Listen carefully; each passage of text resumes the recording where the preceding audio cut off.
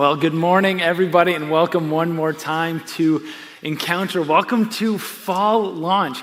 You know, when we started this church almost 12 years ago, the vision, the mission behind the whole thing was very, very simple. We just wanted to bring people who are far from God to new life in Jesus. And to do that, the easiest way, the best way we know how, is just to create a church that unchurched people, that people who don't typically go to church, would simply love to attend. And so that's what today is all about. It's about learning about Jesus. It's about growing in our dependence on him every single day. And it's also about having fun. So I hope that you get a chance to enjoy the activities, stop by one of the food trucks. Let's do life together. Today at Encounter, we also recognize that people come from all over. And it's one of my favorite things about this church, besides Jesus. One of my other favorite things about this church is that we get to host people from all over the country. I get to meet people moving to West Michigan from Colorado, from Florida, California. Met people at these college fairs that we've been at these past couple of weeks that are settling into Grand Rapids for the very, very first time, and like everything is new. I love a chance that like I can get out of West Michigan without ever leaving West Michigan just by getting to know the people around me at any given time. It also highlights the fact that some of you are like new to Grand Rapids, or some of you are new to West Michigan entirely, and you're like going, this is a weird place. And I want to acknowledge, I want to own that together. Like Grand Rapids, West Michigan, it is a very strange place. So as an act of hospitality, I want to welcome you and just to point out some of the idiosyncrasies that you're going to see here in West Michigan. You've heard of the Bible Belt down south. This is like the casserole belt in the Midwest. We put mayonnaise on everything. We love dishes to pass dessert. If somebody gives you a salad, it might just be Jell-O with like grapes and fruit suspended, frozen in the Jell-O. That's like part of our culture here. You might come from a place where you can easily turn left on a busy road. You can turn left here. You do that by taking a series of right-hand turns over and over and over. You'll figure it out. You'll figure it out eventually.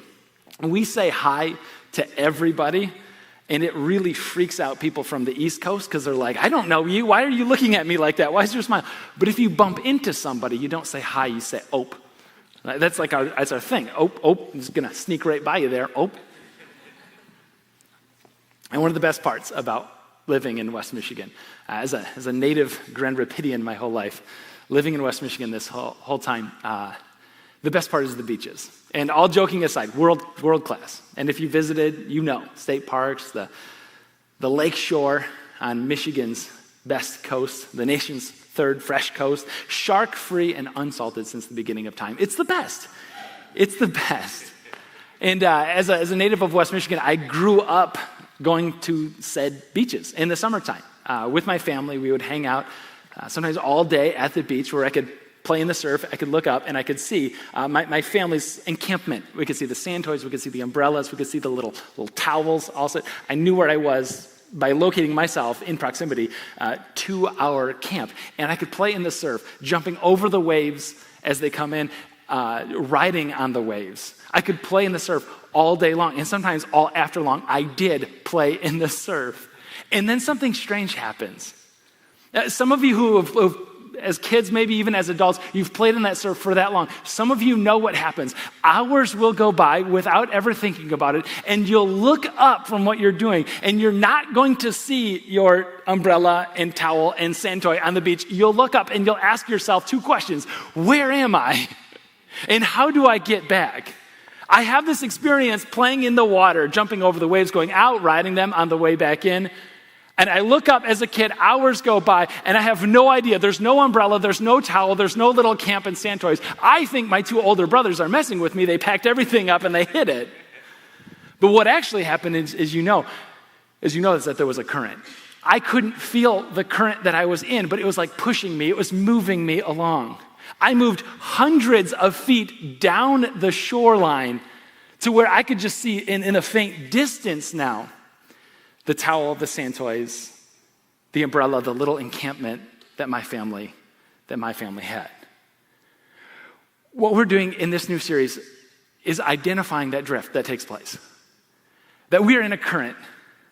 We're in a relational, we're in a financial, we're in a spiritual current, and it's moving us. If we don't feel like we are in the current, if we don't feel it pushing up against us, then we probably are a part of the current. And I want to acknowledge that with the image that we're going to use throughout this series. And we have art installations at both of our locations set up. And we're crowdsourcing ways of like stopping the drift. More on that next week. But for right now, I just want you to have this image in your mind of a piece of driftwood.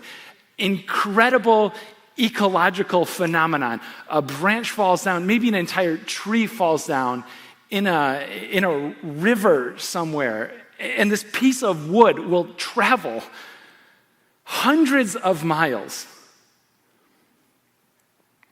And I want to just acknowledge that the only thing that piece of timber needed to do to travel all that way was nothing. Nothing at all. It just allowed the current to take it. And in this piece of driftwood, we see an important spiritual truth. We see the truth played out for us that oftentimes we think of stagnation as having no movement at all.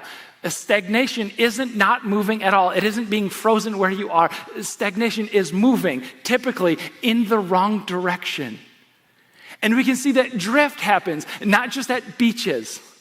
We can see that drift happens not along rivers with pieces of wood. We can see that drift happens in the relationships that we have around us. Some of us, present company included, invited men in my life that I thought I would be in touch with forever and said, I want you to stand up in my wedding. I want you to be a part of a select 4 people in my life that I know that I will always see again. Fast forward 17 years. Drift happened. We didn't intend to fall out. We didn't name the fact that we weren't going to see each other anymore. Drift happened. This past few years have been a phenomenal amount of drift that has taken place. You may have gone to the gym. You may have played a pickup game of basketball with the guys that you know for 3-4 days a week. And you thought, these are people that I'm around all the time, but like a simple move, not even a city move, but like a neighborhood move. Job change. A new gym. Drift takes place. Drift takes place. And we wake up one day and we ask ourselves those same 2 questions I asked as a kid on the lakeshore. Where am I? And how do I get back? On a deeper level, some of you have found that important spiritual truth to play out in a marriage relationship. And you're like, oh, man, there was a time and there was a season where I got like butterflies in my stomach just getting ready to go on a date with a person. And it was cute, it was adorable, but it was breathtaking. The energy that I would spend in like planning the time that we would spend together and making it so intentional. And it's like 20 years later, 3 kids, a couple of jobs, careers. Like we didn't intend to have the butterflies go away. We didn't intend to not really talk much about anything except for what the calendar has in store for the family in the upcoming week or just day. We didn't intend for that to happen. It's just stagnation happened. It didn't freeze us where we were, butterflies intact. We drifted and we're waking up. Where am I? And how do I get back to that other place? Financial drift takes place. I've worked with couples, I've walked with families, $40,000, $50,000 credit card debt. And you can get out of that. We're launching FPU, Financial Peace University soon, small plug there. But like you can get out. People have dug out from that hole in the past. But it's like, how do you get to that place with nothing to show for it? Like how do you get to the place where you're still paying on clothes that you've long donated, you're still paying on food that's long been digested, and you're still paying on a phone that's long been a dinosaur that you keep carrying around? Like how do you get there? It's like a couple $100 at a time. Spending a couple $100 more here, there, the other couple does it too, $400 a month, that's all it takes. Over 10 years. Waking up. Where am I? How do I get back home? And you know that spiritual drift is a reality. I used to love talking to Jesus. I used to love reading the Bible just for the Bible's sake, for the story that God was telling, my story. right there on the pages. You tell yourself, I loved going to church, the simple act of worship and being with other believers. So good. Going to chapel, singing worship songs, like whatever the thing is. And now I got a Bible on my phone, and so I carry it around with me everywhere, and it's always there in case I need it. It's this drift. Where am I? How do I get back? We're going to recognize a principle of the drift, and that's that a small change over a long period makes a huge difference. Small change, long period, huge difference in our lives. And we're going to see that play out with our story this morning. As we jump into our story that's going to highlight this for us all, I want us to recognize a couple of very important truths. The first truth that I'd like us to recognize as we get into the time together is that you'll never drift in the direction that God wants you to go. And the second one is that nobody is immune from this thing. In so many areas of life, it's like the law of entropy. Like the drift just happens, and it's an equal opportunity employer. Nobody is exempt to drift. It doesn't matter how smart you are, how influential you are, or even how disciplined you are. It's like we're all in this river, and it's carrying us usually in the opposite direction that God wants us to go. We're going to go to a story. And we're going to hang out in this story for the next 5 weeks as we continue on in this Stop the Drift series. It's an Old Testament story. It takes place in the book of Daniel. And today is Daniel chapter 1. We start in the beginning of the story, and we're going to see this thing play out. I love part of this story because the story that God tells in the Bible is a historical story. Like, it doesn't happen like separately from world history. I love that it like names the big movers and the shakers of world history. And we find our story, the Jesus story, like as a part of that larger story. And it intersects in so many ways. Today's story is no exception. The Daniel story intersects this little itty bitty nation whose influence punches way outside its weight class, intersects with the grander story historically of the nation of Babylon. Babylonia is this nation power that has come in, has attacked Israel, has just taken everything. And we kind of see this thing take place. It's God sent like warning after warning after warning on his people and said, hey, listen, if you can't live obediently in this land, I will teach you obedience in another. And it's a bit beside the point for us this morning, but God sent a prophet, God sent message after message after message.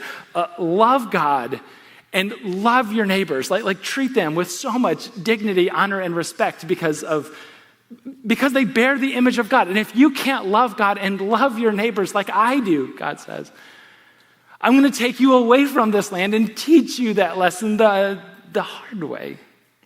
It's an important truth that we recognize that God would rather have his people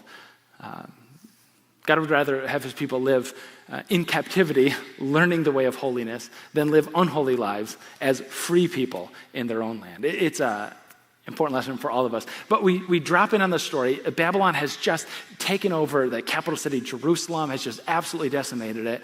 And they've taken a select group of people along with them. The royal family, the rich people, the educated people, the influential people, they have taken back to Babylon, the long ways, a months-long journey. And we're going to follow one, and then next week, a couple of the friends along on this journey. His name is Daniel, and Daniel starts off in the book of Daniel with this simple line in verse 4. He's describing himself and he's describing his friend as verse 4, young men without any physical defect, handsome, showing aptitude for every kind of learning, well-informed, quick to understand, qualified to serve in the king's palace. Daniel does not suffer from a self-image problem at all. He was to teach them the language and literature of the Babylonians. Verse 5, the king assigned them a daily amount of food and wine from the king's table. The king is enrolling them and saying, I'm going to teach you the culture and the language. I'm going to teach you the learnings of Babylon. You're going to enroll in this 3-year program. It's like college, and also daily amount of food and wine. not unlike college, there's a meal plan provided. They were to be trained for 3 years, and after that, they were to enter the king's service. I'm sorry, a 3-year program, that's paid for with a meal plan, and there's a job waiting for me on the other end of the line. I mean, this sounds pretty sweet. When, like, a month or two ago, Daniel was under siege in Jerusalem. These people were his attackers. He thought he was going to die there. And now he's got an education program, he's got a meal plan, he's got a job on the line for a future. I mean, these guys are all like high-fiving each other, like, can you even believe that this is our life right now? Like, we thought we were dead and now we're here. Like this is great, this is amazing. I want us to see something, that there's a cost attached on this. You know, why would the king bring these influential people, the royal people, why would he bring them in all the way, make all this effort to bring them to Babylon? First thing could be, this gives him an upper hand in any kind of negotiations that might have to take place later. A second thing that could be the reason is they could be his hostages. A third thing that people have speculated is that lots of people keep trophy rooms, keep medals around their house, keep their awards prominently displayed in their places of work. King Nebuchadnezzar had a trophy room. It was full of people, royals, other kings of lands that he had conquered, living trophies that he would keep all around him at all times. But possibly yes to all of those, kind of summed up in the simple reality, and I think you guys might already get it. It's that if there was going to be an outbreak, if there was going to be a rebellion that took place anywhere in one of the lands that he took, it would probably happen amongst the royal family or friends of the royal family from that place. It would happen among the influential people. And there's this old saying, keep your friends close and your enemies closer. Exactly. And that's what the king is doing. He's keeping them very, very close. And the friends are all high-fiving each other because they made it out. They made it alive. But Daniel's not so sure. In verse 6, among those that were chosen were some from Judah. And we get a list. Daniel, Hananiah, Mishael, and Azariah. Those names, besides Daniel, probably don't sound very familiar to you. The chief official gave them the new names, and if you've heard the story before, you might recognize their new names. Daniel, he gave the name Belteshazzar, to Hananiah, Shadrach, to Mishael, Meshach, and to Azariah, Abednego. Or as we learned at my kids in my house, Shadrach, Reshach, and to bed we go. You might have recognized those names. What they're doing is a renaming. And we recognize it's not just like, hey, you're in a new place, we speak a new language. I'm just going to give you a name that rolls off the tongue a little bit easier in Babylonian than in Hebrew, so let's make it a little easier. No. The significance of the name change. From the name meaning God is judge, we get the name may Bel protect him. The name God is gracious to servant of Marduk. It's a local Babylonian god. Who equals God got turned into who equals Aku, Babylonian moon god. God has helped into servant of Nebu. It's another Babylonian god. You can kind of see the shift that's taken place there, can't you? You can start to see the current. We don't know exactly how long that it took, but the suggestion is that it was days, possibly even hours, that he got off the wagon, settled into this place, and the drift started to take place. And Daniel is going, I just want to make an observation. You changed my geography, you changed my language, you changed my clothes, you changed my name. You're about to change my diet. He goes, there's a drift. It hasn't been long, but I see the small change welling up. I see the long time period ahead of me, and I see the difference. There's a drift that is already taking place. I know, based on what has happened so far, Daniel's like, I realize that I'm going to wake up one day, and I'm going to ask myself those same two questions. Where am I? And how do I get back? And he's recognizing where I am geographically. No, I know that. How do I get back geographically? There's no hope of that in sight. And so he's kind of like going through the important pillars, the building blocks of his life. And he's going, spiritually, I know that there's a time that I'm going to wake up and I'm going to ask myself, where am I spiritually?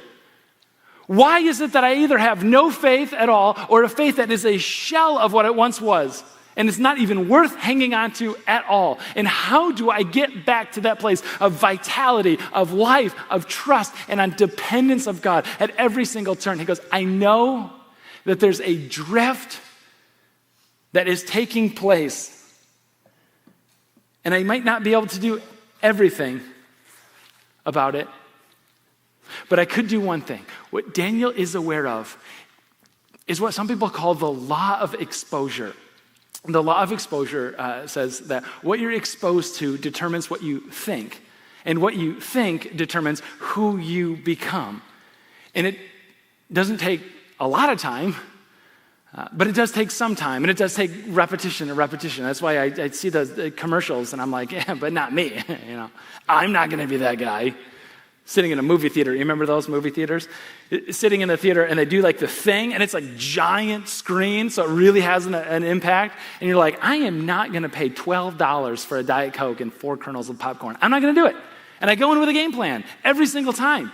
And I go into the movie theater, and I sit down, and I see like the polar bears, and I see like the giant cups, and it's like splashing around the brown fountain drink into the iceberg-sized cubes, in the cup, and it's like brown and it's gorgeous, and I'm like, yes, I gotta get a Diet Coke. And then the popcorn starts and the butter, and right now you're going, okay, I understand how the law of exposure works, dude. Where's the popcorn?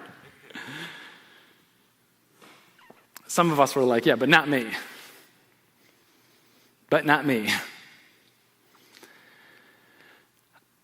I want to offer you a consideration that the law of exposure is as solid and as consistent as the law of gravity. It just takes a little longer to work. Nobody walks off a 10-foot cliff, falls to the bottom, and says, man, I thought I was exempt from that one.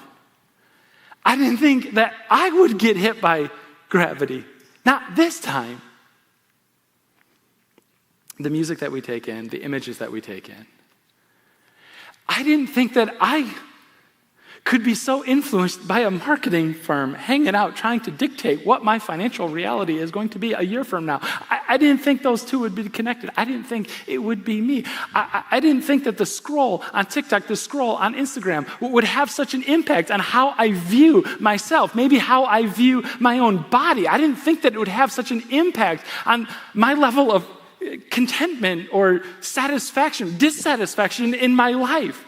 I didn't think that it would hit me. Not like this. And it just takes a little time to work. Daniel, I think he's familiar with the law of exposure. And so he resolves, I can't do anything about my geography. I can't do anything about my language. I can't do anything about my clothes. The name change thing, that ship has sailed. That's already taken place. But, verse 8, 3 words, but Daniel resolved. But Daniel resolved. He draws a line in the sand. He makes a decision. He makes a choice. He decides. He resolves to stop the drift. This whole story and everything that takes place in the story of Daniel begins, in verse 8, begins with these 3 words, but Daniel resolves. Daniel resolves to start or to restart that conversation with his God. Daniel resolves to make life together in a group of like-minded people a priority in his life. Daniel resolves not to let the marketing firm determine what he buys and how much money and his financial reality on into the future. Daniel resolves not to let the images that he's being exposed to again and again determine what he thinks about and then determine who he becomes. Daniel resolves. He draws this line in the sand. He stops the drift. He resolves what? Not to, and it's a word, not to defile himself with the royal food and wine.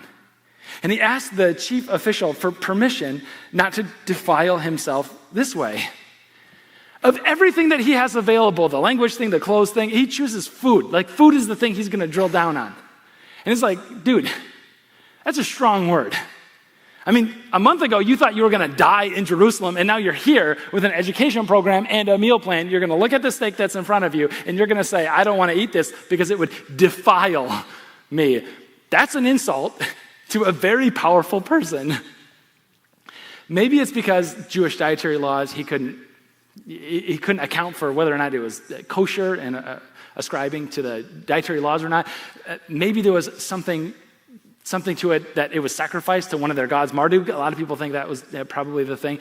I think Daniel had to draw a line in the sand somewhere. I think he knew the power of the current that he was in. And this was like one area that he believed with God's help, a difference could be made. So Daniel resolves. Now, in this moment, I want us to recognize something. In this moment, you're like, okay, he's going to give up on eating. He's going to eat like vegetables and water. It sounds great. Small sacrifice. A lot of us could, benefit from doing that too. Sure, that sounds good. Listen. He's saying that the food is defiling his body. It's an insult to the king. He's putting his life on the line. And you're like going, dude, there's many, many, many more chapters in the book of Daniel. I don't think he dies here. Spoiler alert, he doesn't die here. He makes it out alive. And a lot of you kind of recognize there's a book of Daniel. It probably has a story to tell, and he resolved and then died is probably not the story. Yeah. I've read the book of Daniel. I know how it ends. It's important to recognize we've read the book of Daniel. Daniel didn't read the book of Daniel. It's important to recognize that he believed, probably to his very, very core, that this was going to be it for him. And he resolved in that moment that it is better to die today than to live on into eternity, knowing that he has turned his back on God by simply not turning and moving at all. And so he makes a decision, a resolution. And then we get probably to the two most powerful words in the story. Verse 9. Now, God. Now, God. It's incredibly important for us as a community. It's incredibly important for us to recognize that sometimes we cut God out of the opportunity to show up because we haven't made the resolution. Daniel resolved. And that's what gave God the opportunity to both show up and show off. Daniel resolved. Now, God is about to take over. I would love for you to think about the ways that you're drifting. Maybe it's relational or financial. Maybe there's a spiritual drift at work and you gotta name it. And you've been thinking maybe for some time, I need to resist. I need to pump the brakes on this thing. I need to do something differently because the direction that I'm moving in is not a direction I want to end up in future time when I wake up. Where am I? How do I get back? And you're thinking about this resolution. Think not just about the resolution that you're making. Think too about how God is going to show up and is going to honor the resolution, honor your resolve in those moments. Daniel resolved. Now God shows up and shows off by causing the official to show favor and compassion to Daniel. Who saw that coming? But the official told Daniel, I'm afraid that my lord, the king, have you heard of him, who has assigned your food and drink, why should he see you looking worse than the other young men your age? The king would then have my head because of you. A guy's like going, okay, cool, I like you. That's fine. But just because you want to lose your head over this thing doesn't mean I should lose mine. But I also think that he kind of gives him like a wink and a nudge and says, okay, I can't do anything about this. I won't do anything about this. But go talk to your local guard a little bit over there. Verse 11, Daniel then said to the guard that he pointed him on to, whom the chief official had appointed over Daniel, Hananiah, Mishael, Azariah, please test your servants for 10 days. Give us nothing but vegetables to eat and water to drink. And then compare our appearance with that of the young men who eat the royal food, and treat your servants in accordance with what you see. So he agreed to this, and he tested them for 10 days. And at the end of those 10 days, they looked healthier and better nourished than any of the young men who ate the royal food, who ate the good food that the king provided. I want to be clear on something. This is not a diet plan story. This is not the takeaway of the story. This story has been preserved for nearly 2,600 years. And it's not a story that just highlights that vegetables are good for the body. Like that is not why people have decided to preserve this and risk their own lives over keeping this story and telling and retelling the story of Daniel and his 3 friends. They have been telling and retelling this story because it's a story where Daniel resolves and God shows up and shows off. It's a story that gives hope to you and I to say when we're in that cultural drift, I can resolve to pick up the phone and to call a friend that I haven't talked to in a very long time. And God is going to honor that with a response. It's a story that highlights for us when we resolve not to let this financial drift thing keep happening and like swipe it away, that when we resolve, God shows up and provides for us, maybe financially, maybe also with contentment, with satisfaction in life, so we don't feel like we need to fill that particular hole. God shows up and shows off again and again and again. It's a story that when somebody resolves, God honors that with incredible action and response. That we don't get the incredible stories of Daniel getting thrown into a pit of hungry lions just because he was courageous enough to pray. We don't get the Daniel and the lion's den story without a Daniel resolved beginning. We don't get a fiery furnace and the friends' courage to step into that fire without a resolved kind of beginning. We don't get a very courageous story like we're going to see next week in Daniel chapter 2, where there's a dream, a vision. And Daniel courageously goes before King Nebuchadnezzar, who you can read about outside of the Bible. You can go to museums where his stuff is still being kept. And he tells that important and terrifying man, yes, king, your kingdom is impressive. Yes, king, your kingdom is probably the most impressive that the world has ever seen so far. But listen, king, there's a kingdom that's coming, and this is what your dream means. The kingdom is coming from out of nowhere, and it's this rock that's going to smash in, and your whole kingdom is going to come crashing down, and that rock will turn into a mountain and get bigger and bigger and bigger. Yes, king, your kingdom is impressive, but it will just be a footnote on the greatest kingdom that has ever come, that will ever come, that lasts much longer, that spans much wider, the kingdom of Jesus Christ. And you will just be a footnote on that kingdom's story. Resolve. And what do we see? We see the king honor that in him. We see God honor his resolve. And the tradition of learning, of studying and growing, the tradition of studying the stars in the sky, and trying to figure out what those movements mean, if there's any meaning behind it, they kept with it. And 600 years after the Daniel story, they kept the traditions alive of what Daniel was teaching them. And they followed a star.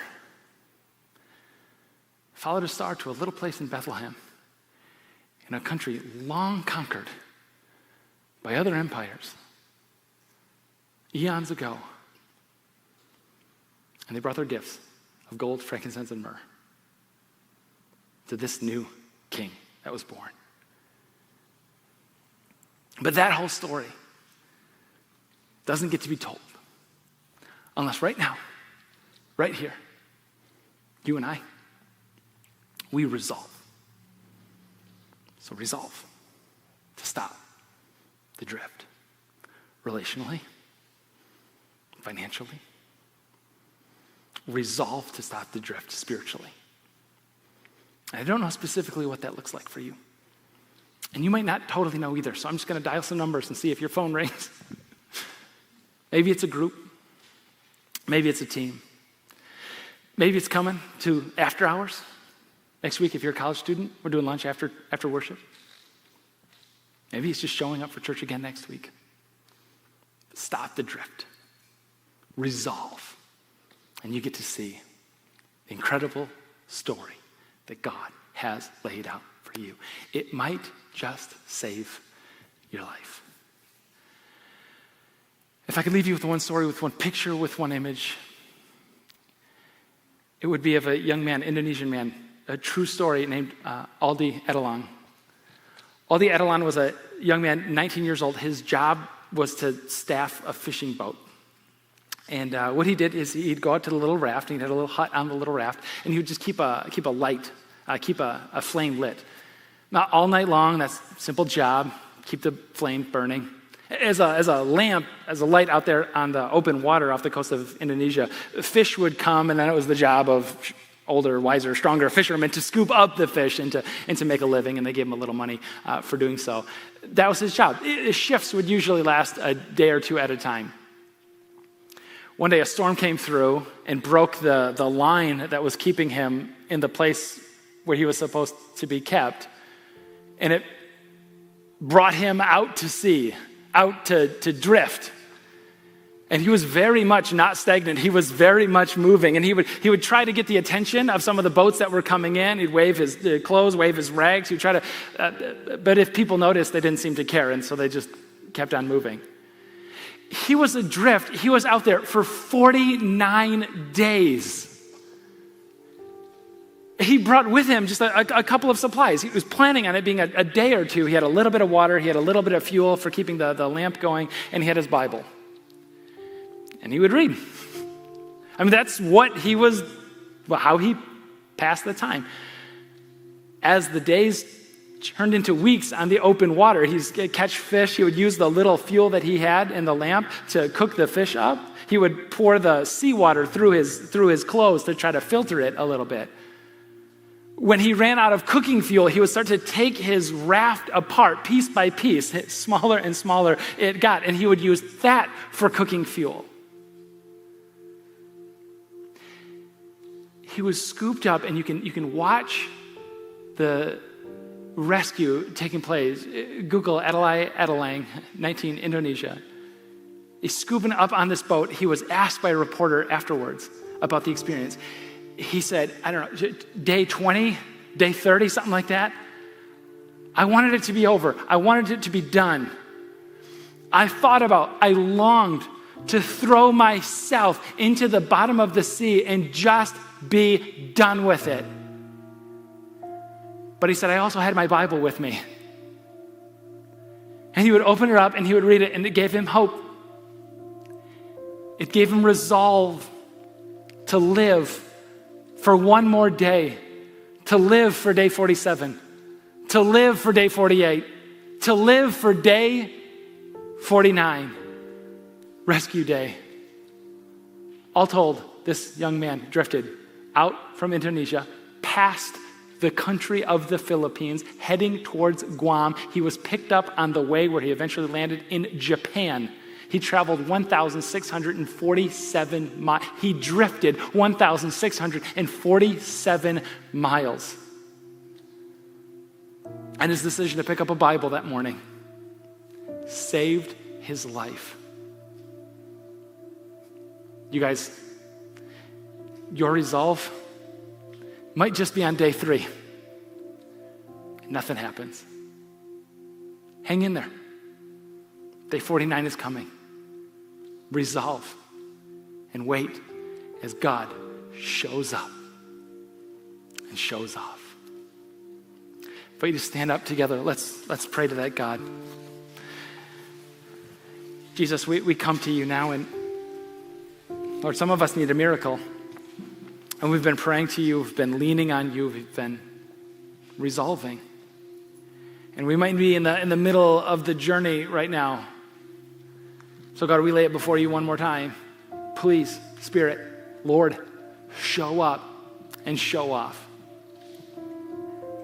God, some of us need that kick in the pants. We can see the drift taking place. We can see who we once were, where we once been. And we're finding ourselves waking up and asking, how did I get here? How do I get back? Spirit, for us, we ask you to be our guide, to lead us, and give us the courage to follow after you. You're doing something.